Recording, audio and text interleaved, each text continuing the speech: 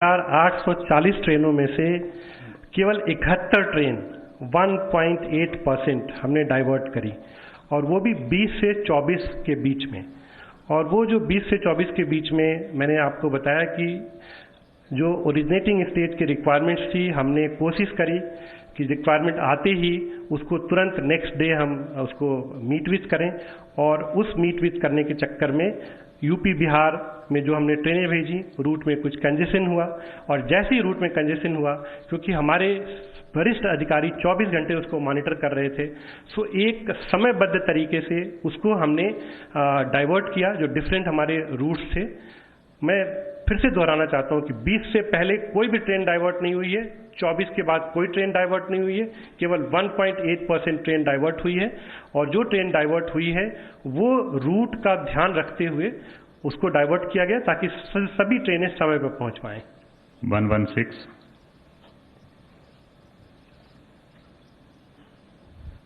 Sir, ये आपने जो बताया कि ट्रेन डाइवर्ट, सर एक सवाल, कंजेशन कितना ज़्यादा था? नॉर्मल डे की ट्रैफिक से ज़्यादा था? क्योंकि हम जानते हैं कि दीनदयाल उपाध्याय जो जंक्शन है वो नॉर्मली बहुत ज़्यादा कैपेसिटी हैंडल करता है, क्यों डाइवर्जन हुआ सर? क्या डेली से ज़्यादा ट्रैफिक था? दूसरा सर, क्योंकि हम 230 से नहीं चला रहे थे। और सर डेथ का कोई आंकड़ा रेलवे के पास अगर हो तो? देखिए, आपका ये बहुत अच्छा सवाल है, और ये काफ़ी लोग हमसे पूछ रहे हैं कि हम तो 2000 मेल एक्सप्रेस ट्रेन चला रहे हैं और इस समय हमने खाली 279 ट्रेनें चलाई, तो क्यों कंजेशन हो गया? ये काफ़ी सवाल पूछे जा रहे हैं। इसमें मैं आप सब लोगों को बताता हूं कि जो 2000 मेल एक्सप्रेस चलाते हैं और जो 4000 हमारी पैसेंजर ट्रेनें चलती हैं, वो 70,000 किलोमीटर नेटवर्क पे 24 घंटे के अंदर चलती हैं। तो अगर आप उसको डिस्ट्रीब्यूट करें तो उसको आप देख सकते हैं। ये मैंने आपको अपने प्रेजेंटेशन में बताया कि उस समय सब तरफ से ट्रेनें, उस समय करीब 90% ट्रेनें यूपी बिहार जा रही थी, चाहे वो साउथ से आ रही हैं, चाहे बॉम्बे से आ रही हैं, गुजरात से आ रही हैं, सबको यूपी और बिहार के नेटवर्क पे जाना था। और जो कि मैंने बताया कि 2/3 ट्रेनें, वो जो एक बैंड है 14 बजे से 24 बजे तक, मतलब रात के 12 से 14 बजे तक हमारा वो पीरियड निकल गया। 24 घंटे में खाली 10 घंटे के बैंड में हमको ट्रेनें चलानी पड़ी। नॉर्मल जो हमने शेड्यूलिंग करी हुई है, अगर आप देखेंगे तो सुबह हम नॉर्मली 8 बजे से शेड्यूल कर देते हैं और मिडनाइट तक शेड्यूल करके रखते हैं। हमारी कोशिश रहती है कि जो श्रमिक भाई बहन आ रहे हैं उनको रात को ना आना पड़े स्टेशन पे। लेकिन चूंकि ये एक वैश्विक महामारी का समय है, नॉर्मल समय नहीं है, उनको जो लोकल अथॉरिटीज हैं उनको वहां पे उनकी स्क्रीनिंग करनी होती है, उनका मैनिफेस्ट के हिसाब से चेकिंग करनी होती है। सो ये हमारे भाई बहन 8 बजे तक नहीं पहुंच पा रहे हैं, 10 बजे तक नहीं पहुंच पा रहे हैं, ये लोग 2 बजे के बाद पहुंचना शुरू कर रहे हैं। जो ट्रेनें हमने आधे घंटे के इंटरवल पे चलाने के लिए शेड्यूल किया, वो ट्रेनें हमको 5-5 मिनट पे एक ट्रेन के पीछे ट्रेन चलानी पड़ रही है। सो इस तरह से जो उस दिन 20 से 24 के बीच में जो हमें समस्याएं आई, क्योंकि हमने बहुत ज़्यादा ट्रेनें यूपी बिहार के लिए चलाई, और पहले दिन ही जैसे कि आपने कहा कि हमने चूंकि 24 घंटे हमने कंट्रोल पे अपने आदमी लगाए हुए थे, हमको 1-2 घंटे में ही पता चल गया कि ये नेटवर्क में प्रॉब्लम आ रही है। दूसरी समस्या, अगेन ये चूंकि नॉर्मल टाइम नहीं है, जो ट्रेन जहाँ पे पहुँच रही है, कुछ ऐसे टर्मिनल्स हैं, अगर मैं आपको नाम लूँ, गोरखपुर, जौनपुर, पूर्णिया, कटिहार, जहाँ के श्रमिक भाई बहुत ज्यादा हैं। जौनपुर, गोरखपुर में तो एक दिन में, कल अगर मैं आपको एग्जांपल दूं तो 36 ट्रेनें खाली गोरखपुर पे हैंडल हुई हैं। अब अगर एक दिन में 36 ट्रेनें गोरखपुर पहुंचेंगी, वहां के डिस्ट्रिक्ट अथॉरिटी को मैं बधाई देता हूं, उनको पूरा मैं साधुवाद देता हूं कि 36 ट्रेन में जो यात्री आए उनको उन्होंने स्क्रीन किया, उनको खाने पीने की व्यवस्था करी, उनको बसेज में बिठा के सॉर्ट आउट करके किसको किस गांव में ले जाना है वहां लेके गए, क्वारंटाइन किया। सो ये एक नॉर्मल टाइम नहीं है। नॉर्मल टाइम से अगर इसको कंपेयर ना करें तो बहुत अच्छा है। 36। जी Sir, this is Mohit Sharma from Times Now. Sir, I have a question with regards to the constant videos that we've seen of passengers looting a lot of food items out there on the station, sir. It seems that the passengers of these Shramik trains have been claiming that they did not have enough water, enough food, and hence they had to resort to such things. And also, if you could please clarify regarding the lost train, reports which had surfaced as well. What exactly was the reason, and why was it that a train which was headed towards Gorakhpur had to be stranded in Odisha? Thank you. Stranded in Odisha, sir. Okay. Thank you. Now, let me handle your first question. मैंने जो आपने कहा कि कुछ visuals आ रहे हैं, मैंने आपको शुरू में ही बताया कि ये एक नॉर्मल टाइम नहीं है. आप सब लोग एग्री करेंगे कि ये नॉर्मल टाइम नहीं है. एक ये बहुत बड़ी वैश्विक महामारी है. सबको अपने अपने प्रिकॉशन लेना है और हमने समय के साथ लेसन लर्न किए. शुरू में जब ट्रेनें कम थी, ये समस्या जैसे कि मैंने आपको बताया कि नॉर्मल टाइम में जो खाने पीने की व्यवस्था होती है वो कॉन्ट्रैक्ट के थ्रू होती है. जो कैटरिंग कॉन्ट्रैक्ट IRCTC के होते हैं, जो कॉन्ट्रैक्टर के लोग होते हैं, वो खाना देते हैं. शुरू में जब हमने ट्रेन शुरू करी, कोरोना की वजह से कॉन्ट्रैक्टर के कई ऐसे लोग थे जो ट्रेन में जाके खाना डिस्ट्रीब्यूट नहीं करना चाहते थे. शुरू में कुछ दिनों तक ये सिस्टम चला कि अगर एक ट्रेन में 62 या 72 लोग हैं, शुरू में 54 लोग थे, बाद में 72 लोग थे, उससे 2-4 खाना एक्स्ट्रा रख के एक पैकेट बना के हम लोग वहां पे दे देते थे और आपस में लोग इसको बांट लेते थे. फिर कहीं ये इशूज उठे और वो हम लोगों ने भी वीडियो देखा कि अगर हमने कुछ 72 का पैकेट दे दिया तो कुछ श्रमिक भाई बहन जो कि हम पूरी तरह से सहमत हैं, पूरी तरह से उनकी वेदना को समझते हैं कि वो आए हैं, उनको तकलीफ है, कुछ ऐसी चीजें हुई कोच के अंदर कि उस खाने को आपस में बांटने में कुछ समस्याएं आई. उसके बाद से हमने जैसे जैसे ये सब चीज़ें हमको पता चलता रहा, फिर हमने स्ट्रेटेजी बनाई. कुछ हमने स्काउट गाइड्स के लिए लोग लिए, कॉन्ट्रैक्टर के लोग जहां नहीं तैयार हो रहे थे अंदर जाने के लिए, जो हमारे भारतीय रेल के जो कर्मचारी हैं जो कमिटेड है हर चीज़ के लिए, उन्होंने मास्क लगा के, सील लगा के वो लोग गए कोचेज के अंदर डिस्ट्रीब्यूशन किया. सो ये जो एक फिर से मैं कहना चाहता हूं कि जो 3840 ट्रेनें हमने चलाई, उसमें अगर हम देखें तो जो ये घटनाएं 1-2 आ रही हैं, महज 2 या 3% ट्रेनों में हुई हैं. 97, 98, 99%, 97, 98, 99% में ये सब बिल्कुल सुचारू रूप से चला है. ये एक फिर से मैं कहता हूं, दोहराता हूं, बार बार दोहराना पड़ रहा है कि एक ये नॉर्मल टाइम नहीं है और इसमें जो भी हमको लेसन्स मिले उस लेसन्स को ध्यान में रखते हुए हम इसको ठीक करते गए. और अगर आपको मैं बताऊं कि अभी जो सिस्टम चल रहा है वो काफी ठीक चल रहा है. सेकंड क्वेश्चन क्या था? वो मैं इसलिए नहीं आंसर कर रहा था कि मैंने अपने प्रेजेंटेशन में कर दिया था. ये आप सबसे अनुरोध है, मुझे सबसे अनुरोध है कि प्लीज इस कोरोना के समय में ऐसी रिपोर्टिंग ना करें जिसका कोई बेस ना हो. मैं तो यही कहूंगा कि फेक न्यूज है.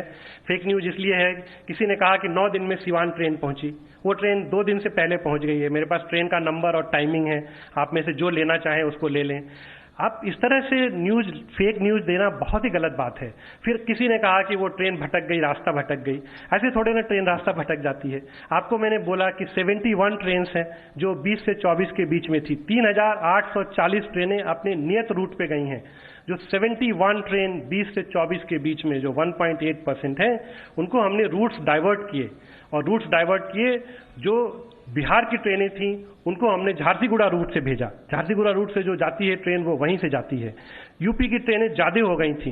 जो नेबरिंग स्टेट थे, आपको पता है, अगर आप यूपी बिहार की ज्योग्राफी समझते हैं तो गोरखपुर को छपरा के थ्रू भी हम अप्रोच कर सकते हैं. कुछ ट्रेनें, जैसा कि मैंने आपको बताया कि गोरखपुर की सबसे ज्यादा ट्रेनें थी, तो कुछ गोरखपुर की ट्रेनों को हमने छपरा होते हुए भेजा, झारसीगुड़ा से होके. ये सब एक टेक्निकल काम है जिसको कि हमारे कंट्रोलर्स ने बैठ के, और जो एक उस समय स्थिति थी उस स्थिति को ध्यान में रखते हुए ट्रेनों को डाइवर्ट करा. और जो मैंने आपको बताया, फिर से मैं दोहराता हूं कि 9 दिन तो छोड़ दीजिए, केवल 4 ट्रेनें 4 दिन से ज्यादा टाइम लगा है, जिसमें कि वो ट्रेन लैंडस्लाइड का 12 घंटे का इशू था. वो ट्रेन मडगांव से लेके वहां तक जा रही थी. बाकी सारी ट्रेनें, जो मैंने कहा कि 90% ट्रेनें अपने मेल एक्सप्रेस के जो एवरेज टाइम है वो सब डेटा हमारे पास है, उससे गई हैं, और केवल 10% टाइम में 2 घंटे, 4 घंटे, 5 घंटे का डिले हुआ। तो ये बिल्कुल फेक न्यूज है कि कोई ट्रेन भटक गई, कोई ट्रेन उधर चली गई, 9 घंटे सिवान पहुंचने में लग गया। ये सब प्लीज हम आपसे अनुरोध करते हैं कि इस तरह के न्यूज ना दें, क्योंकि इस तरह के इक्के दुक्के न्यूज को लेके जो बात कही जा रही है वो ठीक नहीं है। और जो हमारे भारतीय रेल के 12 लाख श्रमिक भाई बहन 24 घंटे काम कर रहे हैं, उनको मनोबल को तोड़ने में ये सहायक होती है। तो मेरा आप सबसे हाथ जोड़ के अनुरोध है कि प्लीज इस तरह के फेक न्यूज प्लीज ना दें। 150। सर, मेरा सवाल है कि अब तक कितने लोगों की डेथ हुई है, क्योंकि इसको लेके औपचारिक तौर पे कुछ नहीं बताया गया है, कहीं से कुछ आंकड़ा आ रहा है, कहीं से कुछ आंकड़ा आ रहा है। अगर आप स्पष्ट कर देंगे तो ज्यादा बेहतर रहेगा उसको रिपोर्ट करने को लेकर। और वजह को लेकर भी दलील दी गई कई बार कि बीमार थे या बाकी चीजें थी। अगर आपके पास कोई आंकड़ा हो, कितने लोगों की डेथ और वजह क्या रही है इन सब चीजों? देखिए, किसी की मृत्यु हो जाए उससे बढ़ के कोई तकलीफ नहीं है, और मैं सभी उन परिवार के साथ संवेदना व्यक्त करता हूं कि जिनके किसी परिवारजन की मृत्यु हो गई। इसके लिए हमें बहुत अफसोस है, और मैं बता रहा हूं कि भारतीय रेल का जो परिवार है उसका हर सदस्य को अफसोस है कि इस तरह की कोई समस्या आई। जैसा कि मैंने आपसे कहा कि ये हेल्थ मिनिस्ट्री की भी एडवाइजरी है, होम मिनिस्ट्री की भी एडवाइजरी है, और रेलवे ने भी एडवाइजरी दी हुई है कि कृपया अगर आपको कोई बीमारी पहले से है, या आपकी एज ज्यादा है, या आप बहन कोई प्रेग्नेंट है, तो वो इसमें यात्रा ना करें। जहां तक मृत्यु के आंकड़े की बात है, मैं आपको ये बताना चाहूंगा कि भारतीय रेल सबसे पहले, अगर कहीं से भी कोई हमें सूचना मिलती है, तो हमारे भारतीय रेल के एक सिस्टम है, कंट्रोल का सिस्टम है, नियरेस्ट हॉस्पिटल बेस पे गाड़ी को रोक के और डॉक्टर वहां जाके पूरी तरह से उनकी जान बचाने की कोशिश करते हैं। और यही कारण है कि कई यात्रियों को डॉक्टरों ने जाके अटेंड किया, कई माताओं बहनों को, जैसा कि मैंने बोला, कि ट्रेन में डिलीवरी कराई, जैसे ही पता चला समय में जाके ट्रेन में डिलीवरी कराई। तो ये जो हमारे श्रमिक भाई बहन हैं, मैं समझ सकता हूं जो इस समय विषम परिस्थिति है, इसमें ये स्टेज होते हुए भी उनको यात्रा करना पड़ रहा है। मेरा अनुरोध है कि वो लोग यात्रा ना करें। जो भी ये मृत्यु होती है, एक सेट प्रोटोकॉल है, इसमें जो लोकल स्टेट गवर्नमेंट की पुलिस जीआरपी इसको पूरा इन्वेस्टिगेट करती है, और उसमें जो मृत्यु का कारण है, क्या परिस्थिति है, इन सबको इन्वेस्टिगेट करती है। अब ये बिना इन्वेस्टिगेट किए हुए, मैंने देखा कुछ रिपोर्ट्स ऐसी आई कि भूख की वजह से मृत्यु हो गई। वो हमारे पास, हमने सारा एनालाइज किया, उन ट्रेनों में कोई खाने पीने की कमी नहीं थी। अगर 1500 भाई बहन जा रहे थे तो उसमें से 1499 भाई बहन बिल्कुल सकुशल अपनी जगह पहुंच गए। ट्रेनों में कुछ ऐसी जगह हुई कि कुछ मृत्यु हुई। आंकड़ा जहां तक है, ये आंकड़ा हम कंपाइल कर रहे हैं डिफरेंट स्टेट गवर्नमेंट से। इसमें कुछ मृत्यु ट्रेन में हुई है, कुछ मृत्यु ट्रेन में स्टेशन पे पहुंचने के बाद भी कुछ स्थिति ऐसी थी, डॉक्टर ने अटेंड किया, वहां मृत्यु हुई है। सो ये एक पूरा आंकड़ा और उसके क्या कारण थे, वो हम लोग की एक पूरी इसकी एनालिसिस होती है, और ये मुझे पूरी उम्मीद है कि कुछ दिनों में ये पता चल जाएगा। जब आंकड़ा आएगा तो जरूर हमको बताएंगे, बट आज के समय में एक ये संवेदनशील विषय है, और बिना सही आंकड़े के मैं कुछ नंबर देना ठीक नहीं समझता हूँ। 13 There is a process of screening before boarding the train. So can you tell us how many passengers were deboarded or debarred from boarding the train because of the symptom? देखिए, इसको मैं दो भाग में इसका जवाब देता हूँ।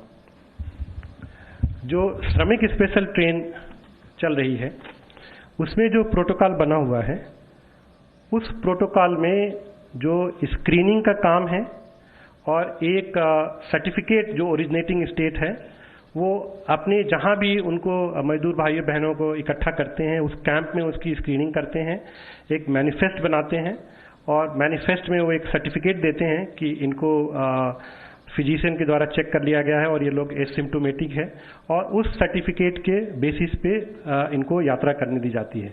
तो वहाँ पे उनके कैंप में कितने लोगों को इस मैनिफेस्ट पे नहीं शामिल किया गया स्क्रीनिंग के बेसिस पे, ये आंकड़ा स्टेट गवर्नमेंट के पास होगा, रेलवे के पास नहीं होगा। जो हमने ये स्पेशल राजधानी ट्रेन चलाई थी, इसका जो हम स्क्रीनिंग कर रहे हैं ये हम रेलवे स्टेशन पे कर रहे हैं। एग्जैक्ट आंकड़ा नहीं है, लेकिन हम आपको बता सकते हैं कि कुछ जगहों पे ये डिबोर्ड किए गए और उसी के बाद आपने देखा होगा कि हमने एक तुरंत उसी दिन शाम को पॉलिसी जारी करी थी कि अगर कोई यात्री स्क्रीनिंग की वजह से उनको ट्रेवल नहीं करने दिया जा रहा है तो उनका 100% रिफंड हम कर देंगे। हमने ये कहा कि भाई आपने टिकट खरीदा है और आप स्टेशन तक आए, हमने स्क्रीनिंग करी और उस स्क्रीनिंग में आपको हमने एसिम्प्टोमेटिक नहीं पाया। जो भी एसिम्प्टोमेटिक नहीं पाए गए उनकी कम से कम नहीं तो 3 बार उनकी स्क्रीनिंग हुई, डॉक्टर ने उसको देखा, सब तरह से स्क्रीनिंग करके जब फाइनली ये हो गया कि नहीं ये ट्रेवल करने लायक नहीं है तो उनको हमने ट्रेवल नहीं करने दिया और हमने तुरंत उसी दिन शाम को अपनी पॉलिसी बदली कि जो लोग इस तरह से ट्रेवल नहीं करने दिए जाएंगे उनको उनका पूरा पैसा हम रिफंड करेंगे। ऑनलाइन क्वेश्चन है इसमें, जस्ट बैक जी जी। What is the operational cost of each Shramik special train and how much is the contribution coming from the states? ये हमने पिछली बार भी डिस्कस किया था, मैं फिर से बताता हूँ। और ये जो फेयर का इशू है ये पूरी तरह से समन्वय बना के ओरिजिनेटिंग स्टेट और सेंडिंग स्टेट से ये पूरी तरह से तय हो गया है, इसमें कहीं कोई दिक्कत नहीं है। जो हमारे श्रमिक भाई बहन हैं उनको पैसा नहीं देना है। ये जो हमारी स्पेशल ट्रेन की जो लागत आती है, जो स्पेशल ट्रेन हम चलाते हैं उसकी जो लागत आती है, जब हमने देखा कि जो ये फेयर स्ट्रक्चर इस समय हमारा है, जो रेगुलर ट्रेन का फेयर स्ट्रक्चर है, देखिए जो रेगुलर ट्रेन होती हैं वो एक तरफ जाती हैं और दूसरी तरफ से भी पैसेंजर लेके आती हैं, बट जो भी स्पेशल ट्रेन होती हैं एक तरफ से पैसेंजर लेके जाती हैं, दूसरी तरफ से खाली आती हैं। तो जो भी हम स्पेशल ट्रेन चलाते हैं, जैसे कि आपने देखा होगा कि अगर कोई भी व्यक्ति अगर स्पेशल ट्रेन हायर करना चाहता है तो उसको नॉर्मल से हम दुगना रेट और कुछ जो ट्रेनें वेट कर रही हैं उसके बोर्डिंग चार्जेज और कई तरह के चार्जेज मिला के और वो एक तरह से उनको हम उसका किराया बताते हैं। लेकिन जो श्रमिक स्पेशल ट्रेन थी, हमने जो एक रेगुलर ट्रेन के लिए फेयर होता है हमने बिल्कुल वही फेयर रखा और जो हमारी लागत आ रही है और जो फेयर की वजह से हम कलेक्ट कर पा रहे हैं उसका जो रेशियो 85 और 15 का है। मतलब अगर 100 रुपए हमारी लागत आ रही है स्पेशल ट्रेन में और जो हम फेयर से कलेक्ट कर पा रहे हैं वो केवल 15 रुपए है, 85 रुपए रेलवे को, भारत सरकार को ये वहन करना पड़ रहा है। तो एक तो ये बताना चाहता हूँ। दूसरे जो फेयर की बात थी, इनिशियली कुछ ऐसा हुआ था, कुछ स्टेट ने पहले दिन से ही पैसा देना शुरू कर दिया था, कुछ स्टेट ने श्रमिक भाई बहनों से पैसा लिया, लेकिन जब वो लोग अपने गंतव्य स्थान पे पहुंचे तो उनको वो पैसा रिइंबर्स किया। लेकिन आज के दिन में जो फेयर है वो फेयर ओरिजिनेटिंग स्टेट या सेंडिंग स्टेट दे रहा है। ये पूरी तरह से एक समन्वय स्थापित हो गया है। तो रेलवे बोर्ड के चेयरमैन प्रेस कॉन्फ्रेंस करते हुए लगातार उन सवालों का जवाब देते हुए कि ये लगातार ये खबरें आ रही हैं कि ट्रेनें अपना रास्ता भटक रही हैं, ट्रेन अपनी जगहों पर गंतव्य स्थान पर ठीक से नहीं पहुंच रही है, 5 से 7 दिन 9 दिन तक लग रहे हैं और रास्ते में कई लोगों की मौत हो रही है, खाना नहीं मिल रहा है। तो उन्होंने कहा कि कहीं एक तो फेक न्यूज ना फैलाई जाए और पूरे तरीके से जितनी प्रिकॉशंस हो सकती है वो रेलवे ले रहा है और तमाम आंकड़े भी यहाँ पर लॉजिकल तरीके से गिनवाते हुए रेलवे बोर्ड के चेयरमैन। थोड़े से ब्रेक के लिए रुक रहे हैं।